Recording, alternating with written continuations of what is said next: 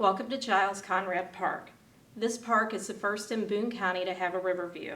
It's named after local businessman Giles Conrad, who donated the land the park is on. You can see just how close we are to the banks of Ohio. Put yourself back to the early to mid-1800s and Ohio would have seemed even closer. The river was not near as deep or wide as it is today. Matter of fact, during the coldest months of winter, sometimes the river froze and you could walk from Kentucky over to Ohio. On this side of the river we have North Bend to our west and Taylorsport to our east. Many of our resources say that escapes happened in and around these areas. Today I'm going to tell you about a few of these escapes. Matt Bates and his family were once servants of William and Peggy Bates. They lived close to here in the North Bend area. William was very fond of Matt. He called him his yellow man. Matter of fact, in William's will, he said that Matt was to be freed upon his death. He said that when his wife Peggy died, that the rest of Matt's family should be freed. We also know that Matt had enough money to purchase a very expensive horse from William Bates' estate. By the 1850 census, William and Peggy Bates are deceased. We find Matt and his family living as free blacks in Boone County. Matt's listed as a laborer working on the Ohio River.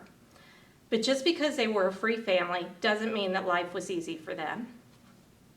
In a letter written by local resident Jonas Chrysler on November 11, 1852, he states there's been at least 30 ran off this fall, 14 at least at and about Burlington, and the rest about Petersburg. Abraham Piatt's, Thomas Graves, and William Whitaker, all the most valuable. I have no doubt if things continue, slaves will be scarce near the Ohio River, particularly if old Matt Bates and his clan continue their privilege they have had. I believe they have been their pilots and as yet. This letter made a reference to Matt Bates. They believed that he was helping slaves escape. We also know that by 1852, the Bates family were probably ran out of Boone County because we find them over in Indiana. Now move forward to 1854, and Matt Bates' son Jerry is found back in Boone County, where he's involved in a court case. At first, Jerry denied being in Boone County, but he later admitted that he had come across for a party at the Kirtleys. He was accused of being seen taking a horse north towards Covington. A man named Stockwell testified to seeing him and asked Bates if he was here trying to help slaves escape. Standing at this location, looking across to Ohio, and a little to our left, we see North Bend in the Cleves area. North Bend is named for the bend in the river. Two presidents made North Bend their home. The first was William Henry Harrison. He was the 9th president, and the second was Benjamin Harrison, the 23rd president. William Henry Harrison's daughter married a man named John Cleves Short. He was an attorney and later a judge. Short and his wife lived directly across from us in Addiston. Short was openly opposed to slavery and often talked about its disadvantages. The Shorts had a connection to a Boone County family that lived close to here, Cave Johnson. We started looking at this family more closely when a descendant of one of Cave Johnson's slaves contacted us looking for information on our ancestor. While Cave Johnson had several slaves, the lady that contacted us descended from a slave named Pigeon. Now, Pigeon was eventually emancipated, but her daughter Almeda was still on the plantation. When we looked further, we found in the 1850 census that Almeda was living across the river in the home of John Cleves Short. We're not sure how Almeda got there, but we know that John Cleves Short bought 10 slaves and emancipated them immediately. Almeda could have been one of those. Short seemed to be very fond of Almeda, and it's rumored that he gave her permission to tell her daughter the way to Canada, and he bought Lenny's freedom. Almeda worked on Short's farm and was able to get married to his driver named Noah Phillips. Short was also very fond of Noah Phillips and wrote about him in some papers called the Short Papers that are in the Library of Congress. Noah died in 1866 in Maryland and was listed as a laborer. In 1870, we still find Almeda living in the home of John Cleves Short, but by 1880, she's in Topeka, Kansas, living with her daughter, Lenny.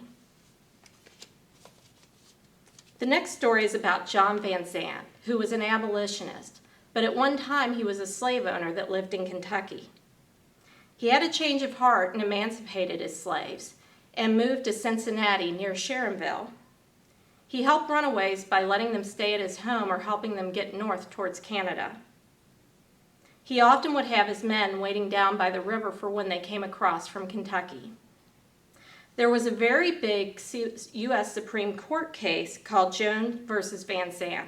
This was in 1847. Wharton Jones was a Boone County resident, and Van Zant helped his slaves escape on April 23, 1842. Wharton Jones' 9 slaves came across the river. Van Zant had his wagon waiting for them. They were in his covered wagon heading north. A slave named Andrew was driving. Van Zant was in the back of the wagon with the other slaves. They were about 12 miles north of Cincinnati when 2 men by the name of Hefferman and Hargrave spotted the wagon going north very fast. They had been on the lookout for this type of activity, and they knew it was Van Zant. They started trying to pull the wagon over. Van Zant told Andrew to keep going even if he had to run them over. Eventually the wagon was pulled over. Andrew jumped off, took off, and was never seen again. The other 8 slaves were taken back to northern Kentucky. Wharton Jones awarded Hefferman and Hargrave $75 for each slave they returned, and then he instituted a lawsuit against Van Zant. He sued for $1,200, which included the cost of Andrew, his slave, who was gone, the money that he had paid Hefferman and Hargrave, and other expenses. In today's money, this would be about $30,000. The court case went on for several years, and eventually they ruled in favor of Jones, citing the 1793 Fugitive Slave Act. Van Zant became financially ruined throughout this. He lost his home, his property, and even had to send his children to different family members throughout the country. He also ended up dying at the end of all this. This case shows us that just because they made it to Ohio, a free state, did not mean they were necessarily free. My last story ends on a happier note. Edward Moxley was once a slave in Boone County, and he told about his escape in an interview he gave in 1895 in Canada. According to Moxley, he was living with Joel Hamilton, the son of Widow Hamilton. This was in 1837.